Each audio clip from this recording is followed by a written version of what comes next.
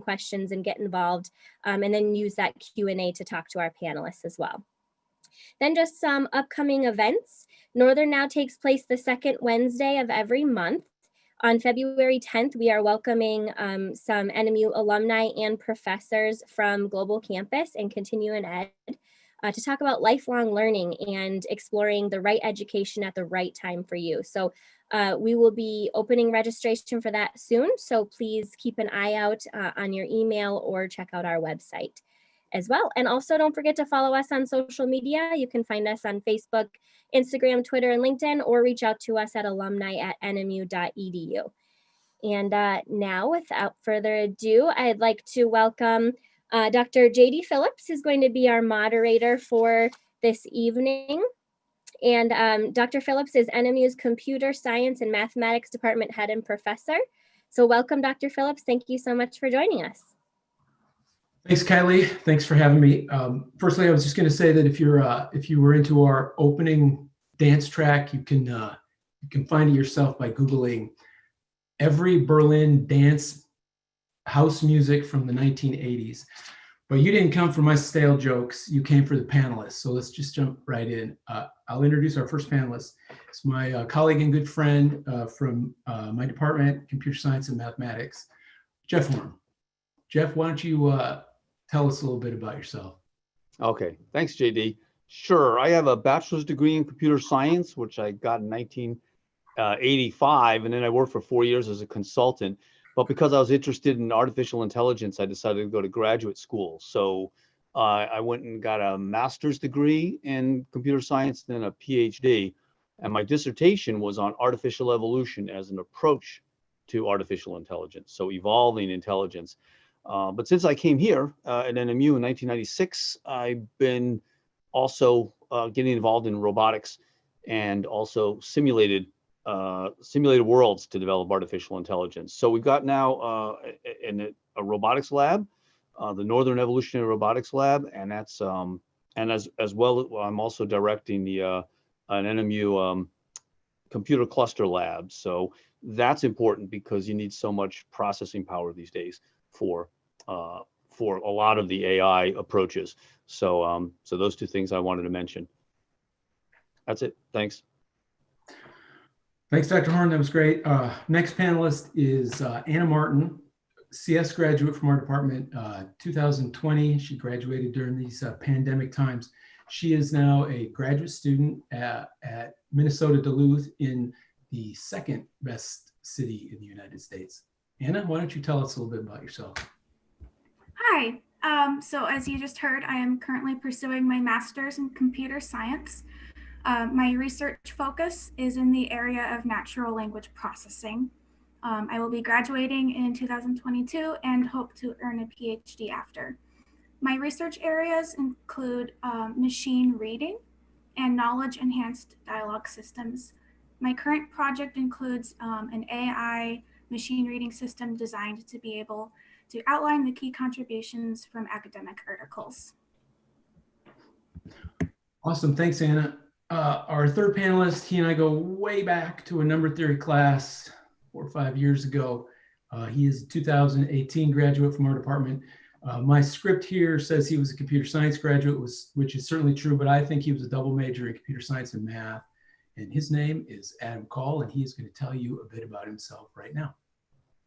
Yes, thank you, JD. So I attended Northern from 2014 to 2018 and got a double major in mathematics and then a second major in computer science. And during that time in 2016, I actually had an internship at NASA at Goddard Space Flight Center out of Maryland, where my project was, I showed up and they said, okay, you're going to write an AI for NASA. Do you know anything about AI or the Python programming language? And I said no to both. And they go, great, you have a week to learn. So that internship was very exciting and got me onto a love of AI and machine learning as a specialty. After Northern, there wasn't at the time a master's degree that I could pursue at Northern in the field. So I went to Elmhurst University in Illinois, where I got a master's of data science with an emphasis on machine learning.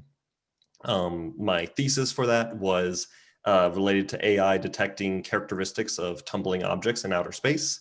And I have continued that thesis as the director of technology for a startup here in Marquette that was founded with 2 other alumni called Call Morris Incorporated. Awesome. Thanks, Adam. I'll explain the format just a little bit, add to what Kylie said, and then we'll jump in. So I have some questions here. The 3 panelists do not know which questions they're going to receive, so I'm going to try to spread it out. If I give you a question, panelists, that you aren't hugely keen on, you can say a small bit, and then we can pass it to another panelist. Also, I have to say I'm a little nervous. I've never used this Q&A function before. We've been teaching on Zoom for nearly a year, but in the teaching portal for Zoom, we don't use the Q&A thing. So I'm going to try to monitor it. You have questions, and Kylie is going to help me if I miss any of those. I should tell each panelist member that each incorrect answer will be met with a buzz.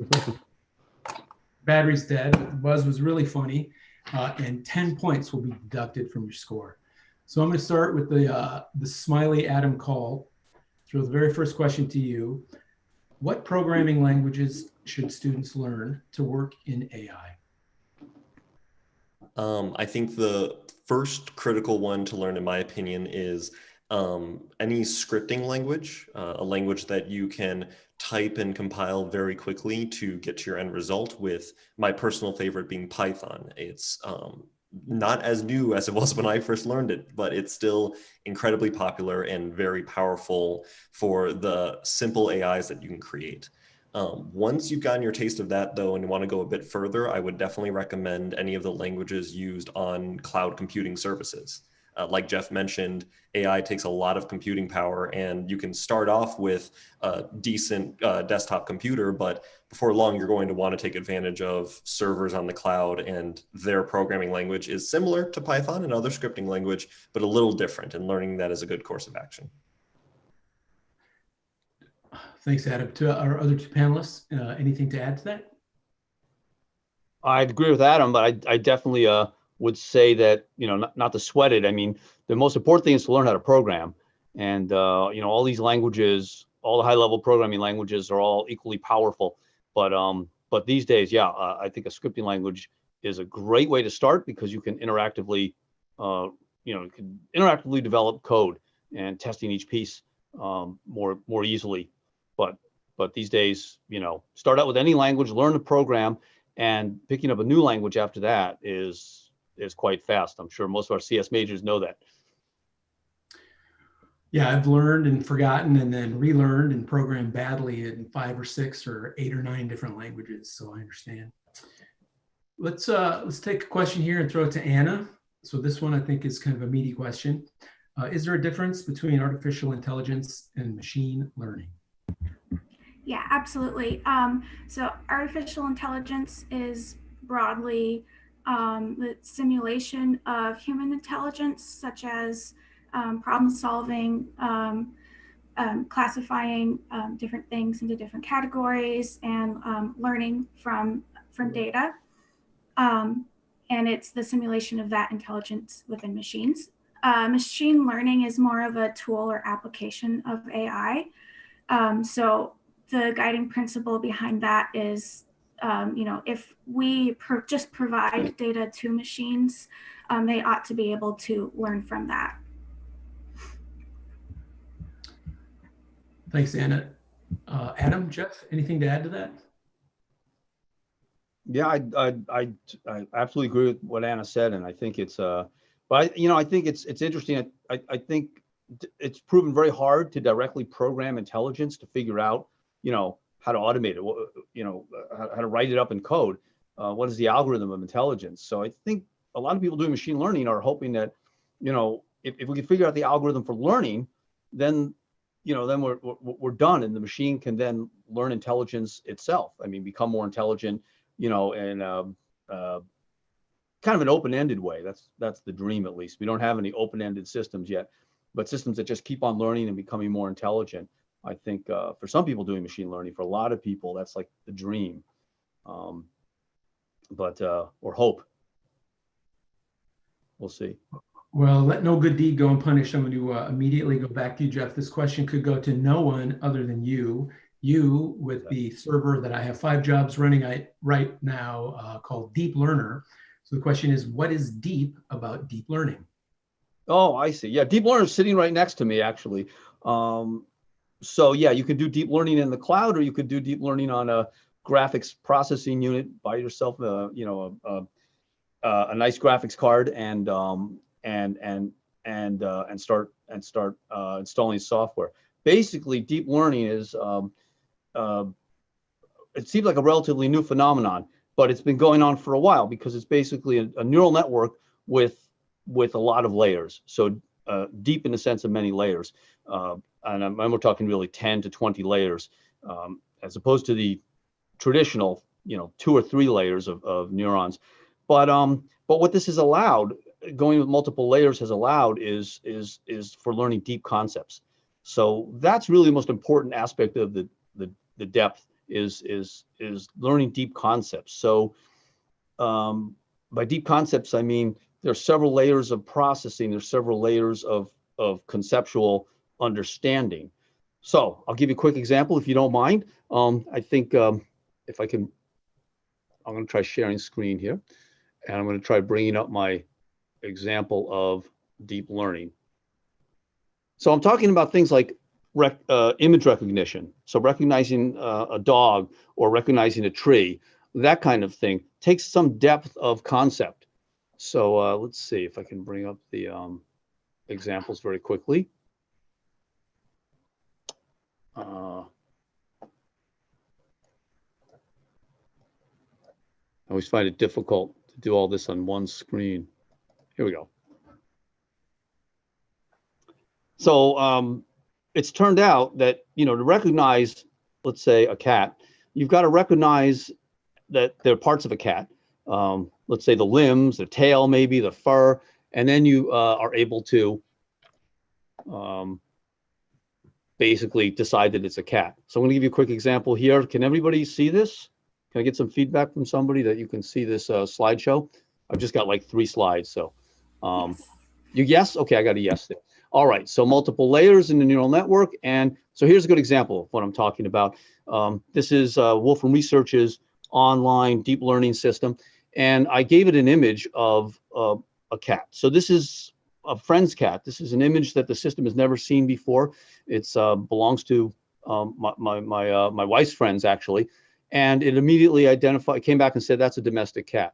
And here's an image of our friend Gunter, and it identified that as a person. And then this here is an image from their garden, and it identified that as a tree. And here's a fuzzy image, a little bit blurry, also from their garden, and it said flowering plant. And here's one, it actually took a guess as to what kind of plant it is, sweet bay. I have no idea if that's sweet bay or not. I haven't been able to find anybody who can tell me if that's sweet bay. I guess I should ask our friends. But sometimes, this is, I think, an incredible example. This is a photograph I took of a really nice looking heat sink that we were about to put into one of our machines here. And I correctly identified it as a heat sink. And it's not perfect. Here's some things that it kind of got wrong. But unseen images, being able to classify them, that's what we consider the kind of conceptual understanding that seems to require depth. And it's only happened when we've added so many layers to the neural network. And we think what's happening is at intermediate layers, it's actually recognizing sort of these sub-concepts, that, well, it's hard to understand exactly what the sub-concepts are, but that altogether, and then sequentially, it's able to put together these sub-concepts to understand the whole concept and able to recognize then unseen examples and classify them correctly. So, and that's led to a revolution, like, for example, driverless cars. I would venture to say that driverless cars would not be possible without deep learning neural networks. So anyway, I should stop. I think I've gone over my limit there. There is nothing new about driverless cars. That's what we call it when my mom drives. It's a driverless car. That whole spiel frightens me immensely. So I want to ask the 2 recent grads, are we all going to lose our jobs to AI? Why don't we start with Anna and then go to Adam? That's a really big question, and it's something that a lot of people are talking about right now. I think that as AI continues to grow and become involved in our job markets, there will be a lot of changes. I think there will be jobs that exist in the near future that don't exist right now. And I think we will also see people working alongside artificially intelligent systems. So I'm not sure that you have to worry about your specific job being replaced immediately by a machine, but people should plan maybe to, think about what that might look like for whatever your field is. What would it look like if you are working with artificial intelligence systems? Adam has a lot to say on this topic, so. What do you say? Anna and I have discussed before just this concept, and in my opinion, I don't think we're all at risk of losing our jobs to deep learning, but I think enough of us are that we're going to have to just rethink our association with work as a thing that everyone does for an extended part of their lifetime, and instead look at it as something if you're lucky, you get to do. And if you're not lucky enough to work, that doesn't mean you've failed. It means you pursue something else. And it's a very challenging question that someone who knows a lot about AI is not necessarily the best to answer, but we are maybe the best to say it's a question that needs to be answered. So I'm going to push a little bit harder. And so frequently I've heard over the course of my adult life that as certain jobs become obsolete, the people who had those jobs just have to retool. Maybe when the factory closes down, all the people who work in the factory can become computer programmers. And of course, that didn't work out so well. It's not so easy to retool when you're 45 years old and you have a mortgage and 3 kids. So what would you say to maybe people with working class jobs and the threat to those jobs of AI? What should they be looking forward to? What I would say is if trying to think about that world of AI is the benefit of AI is that it lowers the cost of the products that it helps. Where if on the simplest form, just removing human workers, which cost a lot of money, but on a much better form, making the process more efficient, things can get cheaper. And just like the Industrial Revolution lowered the cost of clothing for the average person and manufactured goods, AI will lower the cost of advanced services. I mean, even now you can have your taxes done by an automated system. That's a service that 30 or 40 years ago, you had to have a bit more money in order to have that done. So the good news for a working class person is you're going to see your standard of living become a higher standard of living, become more accessible as AI brings down the cost. I think the biggest danger is, are you going to have an income in order to afford that? And so 2 solutions, either A, do the retooling, figure out a form of a job that you can do that isn't as automatable. It's not just go higher tier, it's take the disadvantages of AI and apply yourself to those. The saying that's common is that plumbers will almost never be replaced by AI because plumbing requires so much critical thinking. And so those trade skills that are not repetitive tasks, but are quite critical, that's pretty important. The other is invest in the companies using AI. If AI is going to make big tech companies horrendously wealthy and full of profit, then try to own stock in those companies so that you can get a little bit back. And that little bit might be enough to still afford a very nice standard of living. That's a very different future we're moving into. So I never thought I'd live to see the day that Adam's advice was buy stock, but I like it. That's a good answer. I'm very excited. I'm going to change gears just a little bit because we now have, oh, good Lord, we now have 3 questions in the Q&A. I'm very excited by this. So I'm going to ask the first one. I'm going to pick the shortest one because the font is really small and I don't want to look silly trying to read it. So the first audience generated question is from KN Iligan, and it's here it is. For a student who's still learning, what do you recommend in learning the basics of AI, machine learning, or deep learning? And I will start with Jeff. Oh, well, I mean, it depends on where you are. I mean, if you're starting from a good foundation in computer science, like you finished a bachelor's degree in computer science, then I would, well, let's say you haven't. If you haven't, then I would say get a strong foundation in computer programming itself. as well as and including some idea, some background in the operating system, the hardware, because of the need to build entire systems when you're doing AI.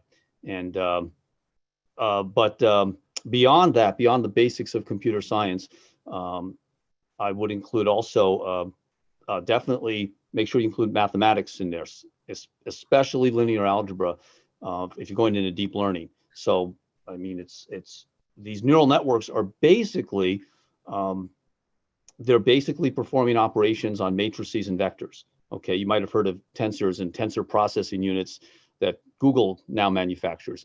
Tensors are just vectors and matrices. So that's actually having a solid background, and that can really help you to put together deep neural networks. And like I said, to get them to run, I think you have to have some knowledge of basically how to build how to put together a PC, let's say, from component parts, in terms of the overall, where to put the speed and power that you need, or as Adam was saying, buy time in the cloud to run these things. But it is, it's to get these systems working well, it requires everything: software, hardware, and to some extent the operating system, all working together. So I'll let others join in there. I'm sure Adam and Anna have said, having learned quite a bit of AI, can give you some background there too, some suggestions. Yeah, I would like to second that about having some sort of math foundation in algebra and calculus. There are a lot of just out of the box products you can use, like scikit-learn, Keras, and TensorFlow, that can really help.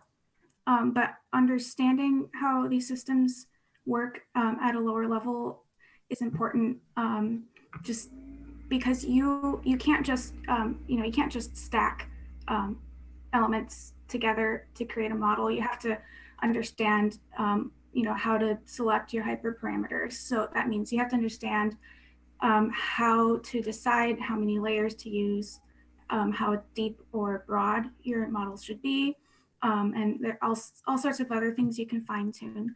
So it really helps to start to learn more about those fundamentals. I also, depending on what your specific interests are, once you have more of those fundamentals down, topics such as robotics, sensors, signal processing, electrical engineering can be really fascinating and can lead to a lot of interesting research projects.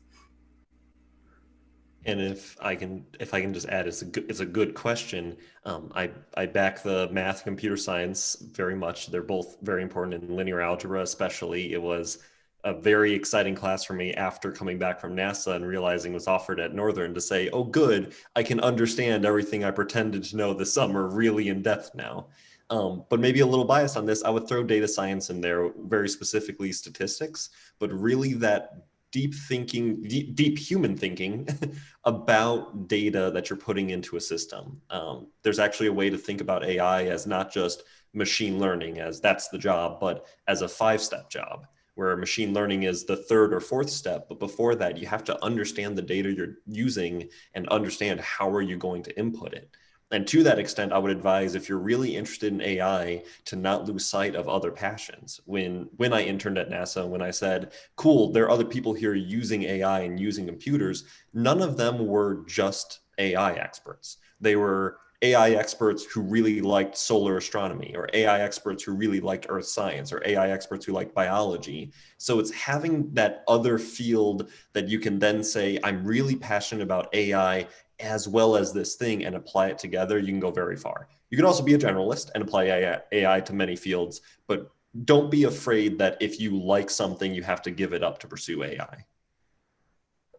Okay, can I just add one little thing very quickly here, JD? Cayenne's looking for a specific place to get started right now or something like that. I might suggest the NVIDIA tutorials, and from NVIDIA.com. There's some nice machine learning tutorials at different levels there. So you can get started interactively, learning how to put together the layers, as Anna was saying, you might find that, you don't have enough knowledge or background to make much sense of what's going on, but you can actually run, you get some actual neural networks, deep learning neural networks running, and see what the inputs and outputs are, and it's free. So that's NVIDIA. I haven't invested yet in NVIDIA, but I think I'm going to take Adam's advice. In future, I'll have to disclose that I've actually put some money into it in the NVIDIA stock, but not yet. Okay, thanks, panelists. I have to say, so I'm very excited. We now have, oh my goodness, we have 6 questions in the queue. And I will have to scroll down and get to the bottom 2. This is very exciting. I'm going to read them. I'm going to remind the panelists that we have 6 questions, maybe more. I have 2 that I'm holding in reserve that I do intend to ask. So I'm going to ask everybody to keep things moving along briskly. So the next question is from Raymond Tim. By the way, thanks to all of you for attending, but also for asking the questions. And I'll just say that your credit card will be charged $100 for each question answered. Raymond asks, are neural nets the only types of algorithms employed in deep learning? It seems the classification and regression trees do very similar kinds of hierarchical sorting. Can someone speak to this? And I think all 3 of the panelists nodded, so I'm a little afraid. Eeny, meeny, miny. Anna, you answer. Yeah, so, all right. Are neural nets the only types of algorithms employed in deep learning? All of the deep learning I have done has employed neural networks. I don't know very much about this topic beyond that. So I think Dr. Horn probably, Adam wants to say something. What I'll mention is that deep learning is commonly associated with neural networks. You can do deep versions of other models, but what's worth mentioning is deep learning is not always necessary. And that was a big lesson for data science, is that a classical linear regression can oftentimes perform very close to as well as a deep learning model if the problem is phrased right. And there are many different types of decision trees, regression analysis, all kinds of fun buzzwords that I could say that mean nothing, but it's all these different models you can use before you use deep learning, and use deep learning, see what it does, but many different options to try. Okay, thanks. So the questions keep piling in. I'm going to jump ahead then. Eric Horst asked a question that reminds me very much of an SNL skit with Will Ferrell in which he kills the weatherman. I'll read the question. It says, if an over-reliance on AI eliminates other analog systems, what happens if we suffer an electrical outage or other catastrophic failure? Should we maintain some level of analog redundancy so that Will Ferrell doesn't have to kill the weatherman? He didn't say that. I said that. And I will, I think it's Jeff's turn. Oh, is it? I feel underqualified to answer that question because I haven't put much thought into it. Yeah, I generally myself don't like to rely completely on software-based systems for anything. I always like to have a backup, whether it's, phone, car, airplane. Software-based systems introduce a human design risk, and that's proven to be, that's proven to be a serious problem. Lots of examples of that. So yeah, I would definitely push for that. For example, I am not ready to get into a driverless vehicle that doesn't have a steering wheel and a brake pedal. I know that the state of California has given a license to Google and a number of other, Waymo and a number of other companies to go ahead and operate driverless vehicles without any manual override system on the streets of some parts of California. But I'm not one of those humans who's ready to get into one of those now. In other words, you're totally giving yourself over to the automated system. There's no manual override, and so yeah, I don't feel comfortable there. But I don't see that's not. I mean, I see lots of people ready to do that. So I don't. That's an excellent question. And something to watch. Okay, thanks. The questions keep piling in, so I'm going to go to the next question. This one is from Troy Morris. And Troy asks, what area are you most excited to see AI applied to? And what area are you most worried for AI to be applied to? I think we'll throw this one to Anna. I think her view. This is a great question. So I'm going to start with my worries first. I'm worried about the use of artificial intelligence in terms of surveillance and law enforcement, particularly when you think about the fact that human bias does end up being embedded into artificial intelligence systems. I think we need to be really careful about how we use that. And artificial intelligence is also capable of learning so much about us so quickly, much more than any person or group of persons could about any individual person. And so I think we need to be careful around that issue. We need to be careful not to further widen the gap between over and underprivileged groups. Areas that I'm most excited in are probably healthcare. There's so much data that already exists. And I think it's really exciting, the potential to create artificial intelligence systems to aid in diagnosis and recommendation of different treatment programs for specific conditions. I can't talk about this a whole lot because I'm not a doctor, but I do think that's an exciting area.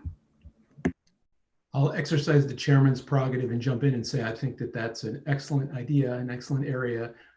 Medicine is, in its current state, is spectacular, stunningly spectacular at various types of interventions. I mean, we can do brain surgery, we can transplant hearts, remarkable stuff, but maybe less so at diagnosis, and that would be a very great strength of AI. So that's a great point. I'm going to doubly exercise chairman's prerogative. We have a queue of questions, so I'm just going to cut the other two panelists off, move to the next question. This one we'll throw at Adam. It comes from Brian Miller, and it says, he asks, where do you see AI taking a strong hold in everyday life? That's hard to answer, trying to think of a place it hasn't already. I think it's kind of remarkable how much of what we interface is assisted by an AI or driven entirely by an AI. I think one area, though, that it hasn't latched on as much yet that it's going to is AI development for AI development. Getting that recursion built in of AI creating smarter AI is the start of true general artificial intelligence. But before that, even programming is the hallmark for, oh, just go train to be a programmer and your job will be safe. But already in the 2 years I was working on my master's degree for data science, the process of data science, especially the part of choosing what algorithm to use for a problem, was being automated. People were making programs that would scan through your data and autonomously try a bunch of different models to decide which model is best. So I think that kind of practice with programming, where as a programmer, it'll be more design-based of, I want a program to do this, and then an AI that's smart enough to figure out, oh, these are the if statements and loops I need to make this happen most of the time. Good point. Okay, thanks, Adam. We have, let's see, so five questions in the queue, maybe more will come in, so let's take them in their turn. Kylie reminds me that there are questions coming in the chat, and Zach Owens has a question directed toward Jeff. He asks, Jeff, how is the work you did at Cornell in genetic maybe algorithms evolved, pun intended, in the current ML frameworks? Okay, that's a good question, Zach. Zach is a former student, by the way. I was just speaking with him. He's stayed in the field of AI. But I have to correct you. It wasn't Cornell. That was my undergraduate. My graduate work was at the University of Illinois in Urbana-Champaign, and that was with Dave Goldberg working on, yes, genetic algorithms. So I was just at a conference on genetic algorithms. Nowadays we call it evolutionary computation. It's a little more in vogue. But in 2017, I was there in Berlin, and it was interesting because I met a couple of guys, for a couple of people from DeepMind, which is the company that developed the deep neural networks that have gotten a lot of press lately, including the ones that learned to play Atari 2600 games very well, and then they went on to beat the world Go champion, Lee Sedol, I believe it was. And then DeepMind, based in London, went on to get bought by Google, now Alphabet. And so Google's made a major investment here. And the reason why I mention this is because these two came over to our conference on evolutionary computation, the Genetic and Evolutionary Computation Conference, and they were invited, and they gave a plenary talk, and they basically asked us, and they spent the whole conference asking us as individually, basically to catch them up on the field, because they wanted a revolution, a deep conceptual revolution in evolutionary algorithms, just like they were having in neural networks. They want to know what's the next step. How can we make artificial evolution learn and develop deep structures? And that was a fascinating interaction we had with them. This is basically Google, backed by Google, because I think Google has ambitions to be the company to finally develop what Adam was talking about, which is continual lifelong learning, or open-ended learning systems that basically no longer need programmers, no longer really need human architects to, as Anna was saying, put the layers together, and they'll just learn on their own and become more and more intelligent on their own.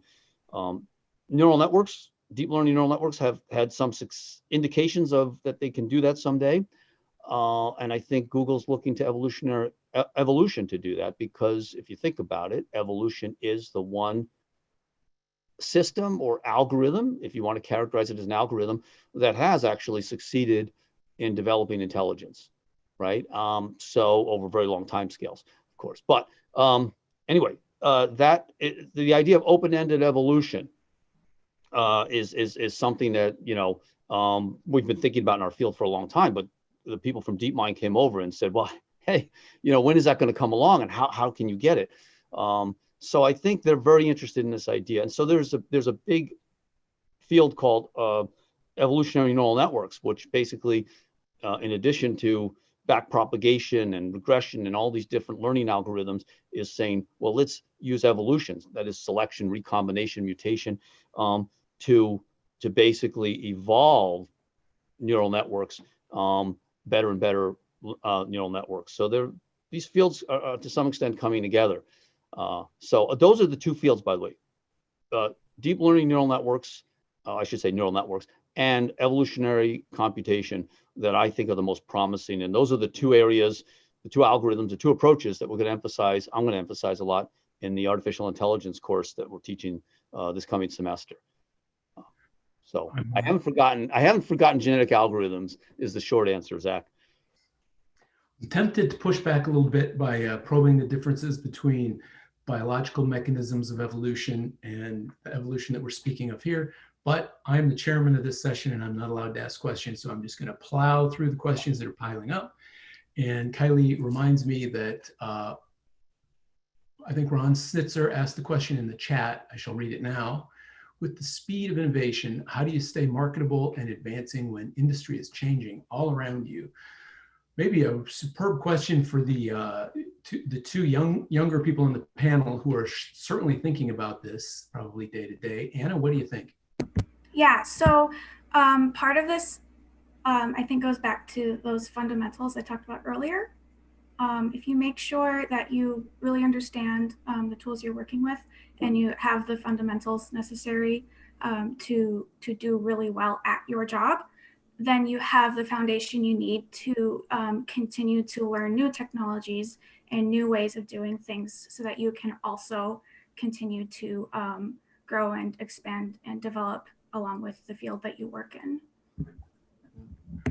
Adam, what are your thoughts? What I would say is I'm blanking on the exact wording of the question, but it made me think of the thing I've learned trying to work in career for 2 years. Because while I got my graduate degree, I was working in New York City, and there I got a job not as an AI programmer initially, but it quickly became that. And the key lesson was that if you're doing a job that you can basically go on autopilot to do, that you can put in a podcast or put on a video on the side and just clock through your day, and that's your whole job, you're automatable.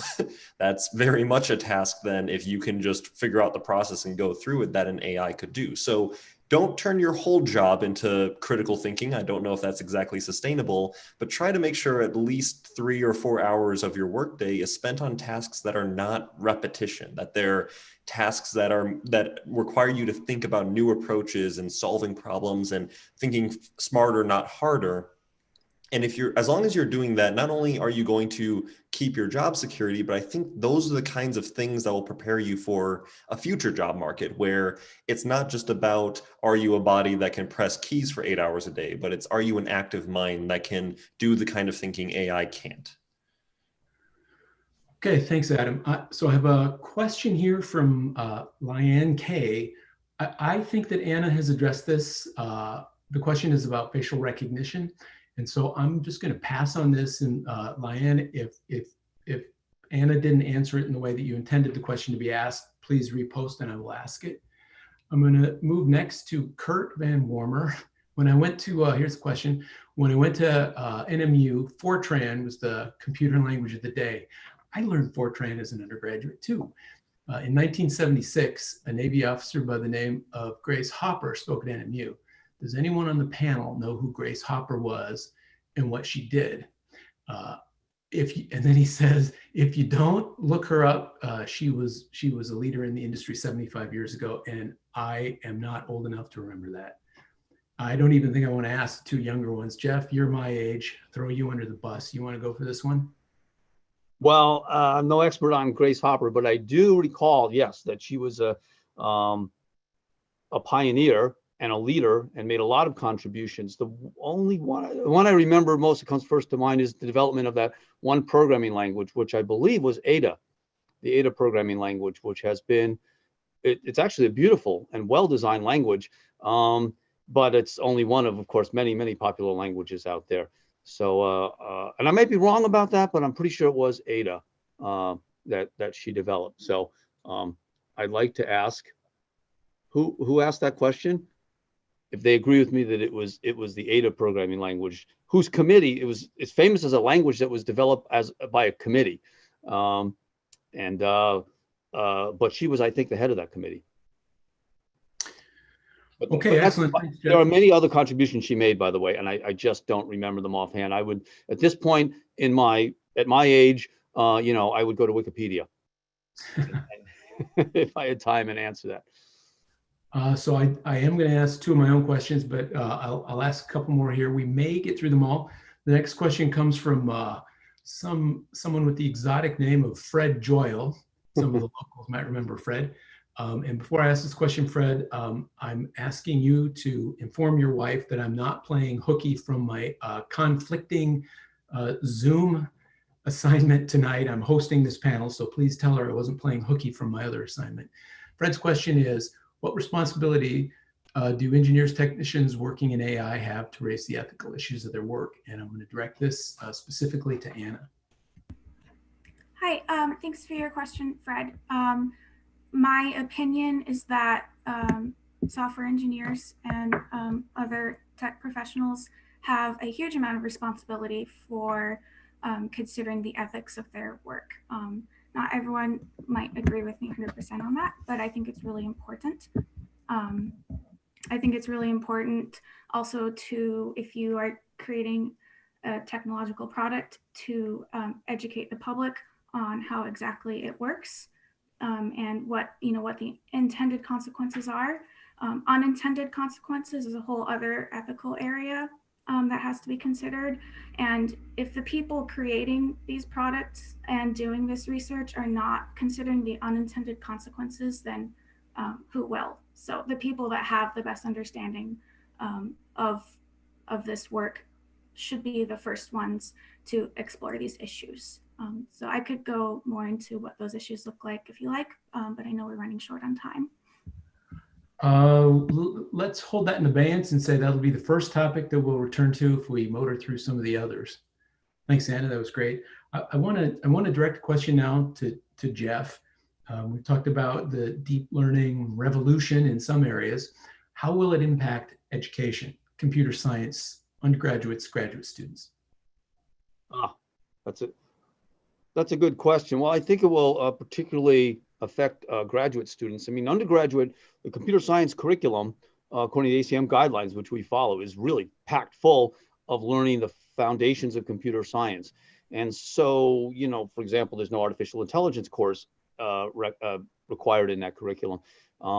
But I would say that even at the undergraduate level, I would recommend if people are interested in, especially deep learning approach to AI, that they take whatever part of their curriculum where they have some flexibility, like for example, a senior project, class project, some electives, and use those to focus on deep learning projects, and take that linear algebra course seriously, and statistics courses, etc. At the graduate level, though, I think is where you can really dig into the deep learning. I mean, so I would recommend graduate programs, and I think that's what's going to happen with our master's program, which is just starting up.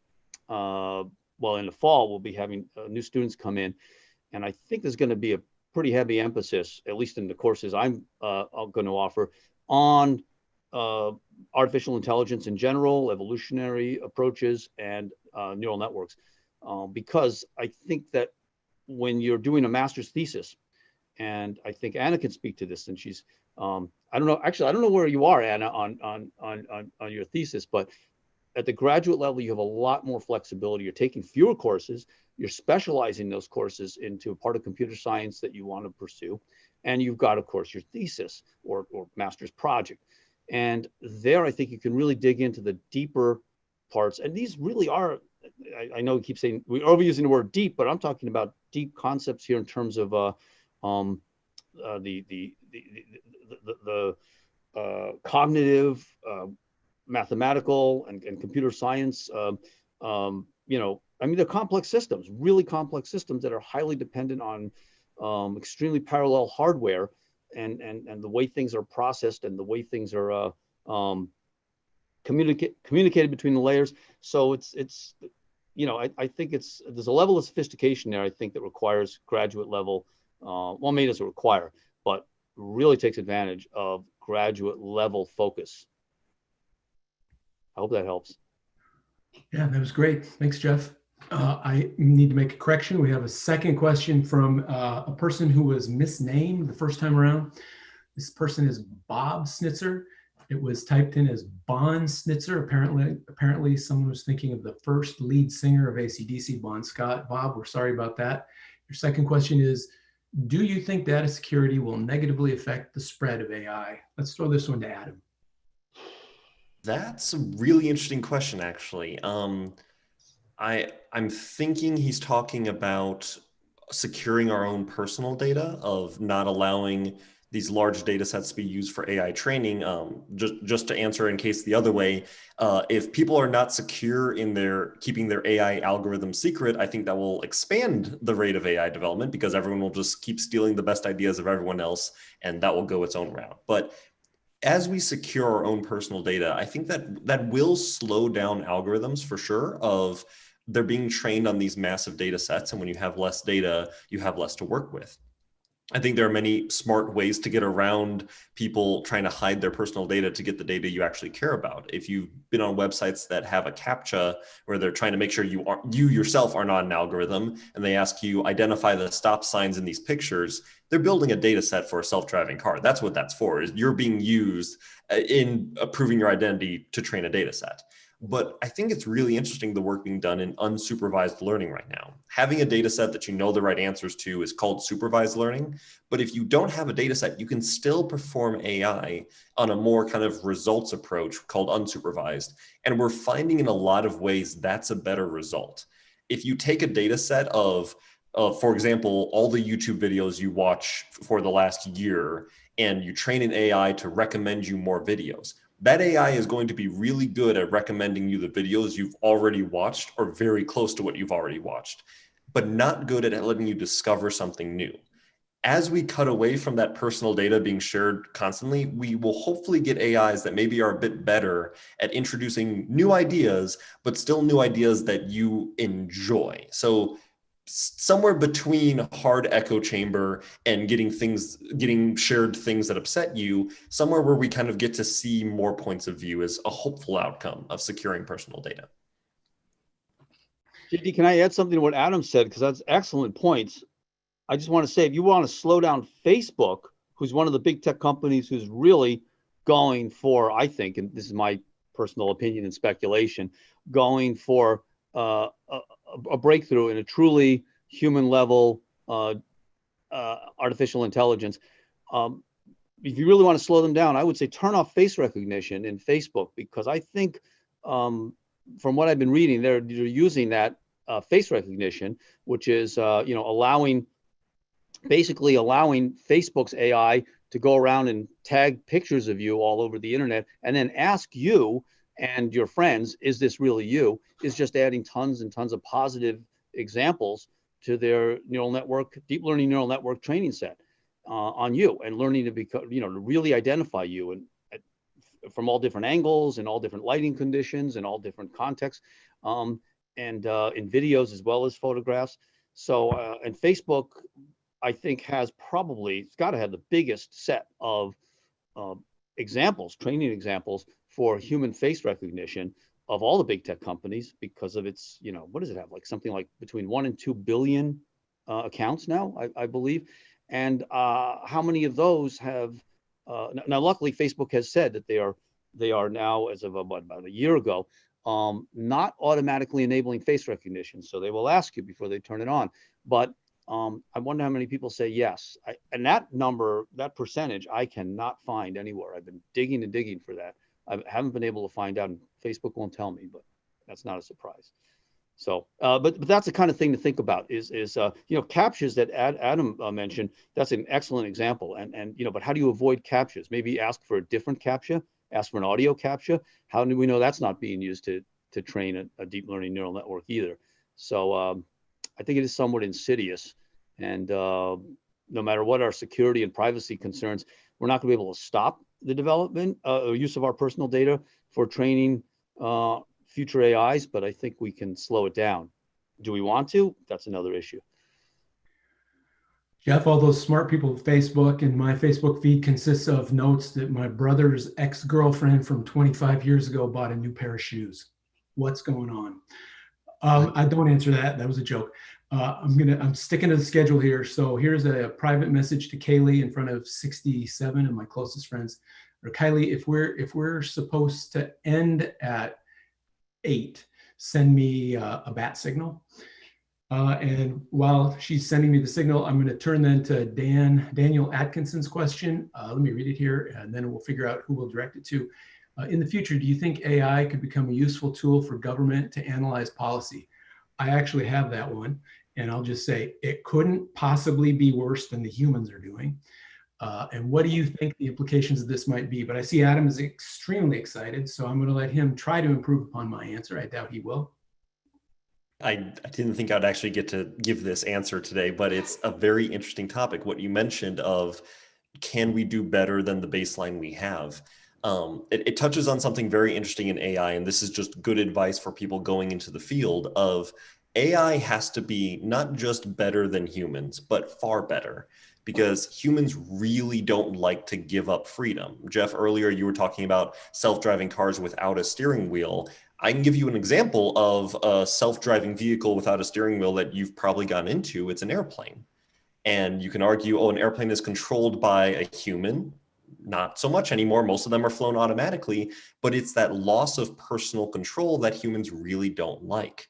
We like to have control of a car, even if driving is far more dangerous than flying ever will be. When it comes to government, there's something really exciting there of, if the standard is so high, can we create an algorithm that is much better than the human baseline? And that leads to the next important question, which is, what is better? And this is the data science part of me speaking. One of those other stages of the 5 steps of AI is not just make a system that's smart, but make a system that's smart in the way you want it to be and quantify what is good. So the final thought that I'll give back to the audience, and they can figure out their own answer, is if we develop an AI and we find a way to measure good governance, would you ever elect an AI to represent you? An AI that was designed maybe open sourced or closed source, but to represent your county or your state at the federal government and vote on bills based on its understanding of your conditions. Would you ever go for that? I think it's a question we might actually have to answer soon in the future.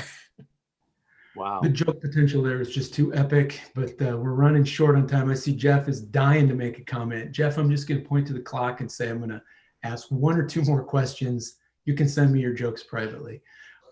So I think that it might be a little bit difficult to get all of the questions in the time remaining. So I'm going to randomly pick a couple. And the way that my randomness works is that I'm going to pick the ones that are shortest. So Doug Miller asks, what's the biggest limitation to AI? What can't it do? Why can't it learn to eliminate the biases that Anna mentioned that humans program into it? So that's a nifty question. And since he mentions Anna, let's throw it to her. Yeah, so I actually, I think that a system could learn to recognize biases. Sorry, my cat. Biases that are end up entrenched in these systems. I actually just a few months ago read a paper about using word embeddings, which is a tool used in natural language processing to detect whether or not there is bias in a training data set. These biases exist right now, but that this is a problem that I think can be solved.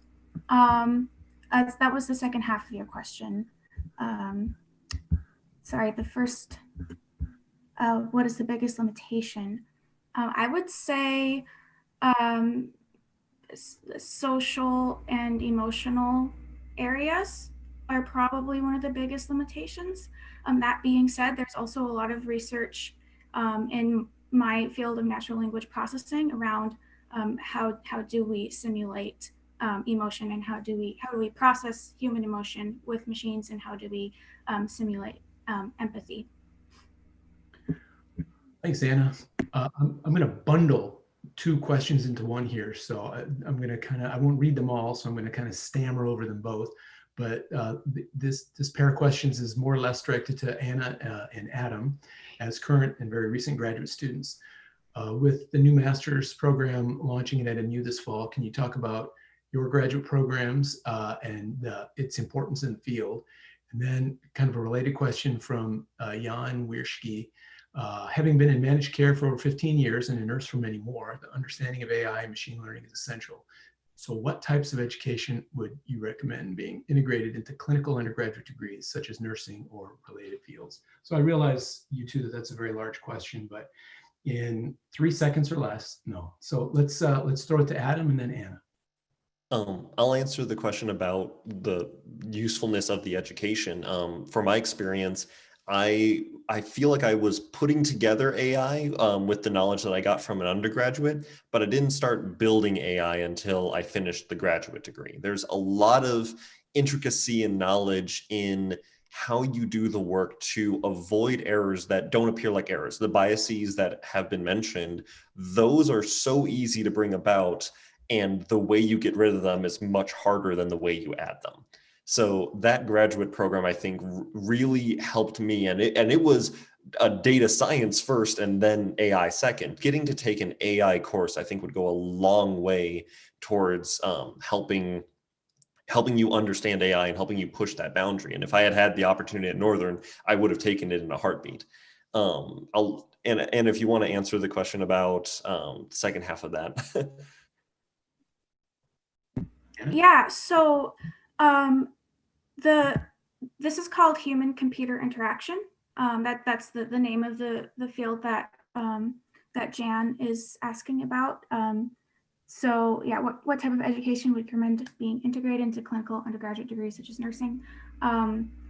So I'm not totally sure what that curriculum would look like, but definitely it would probably depend on like what people are using in these fields already and what those technologies look like.